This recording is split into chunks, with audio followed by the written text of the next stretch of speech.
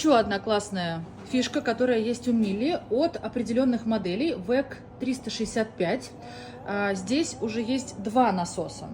Дело в том, что когда вы засыпаете средства в кювету, 20% средства у вас уходит в канализацию и не растворяется в барабане с бельем. Но когда у вас стоит дополнительный насос, он растворяет средства и потом подает непосредственно в бак стиральной машины. Здесь есть специальное сопло, которое рассеивает средства, разведенные с водой, и стирка происходит значительно эффективней.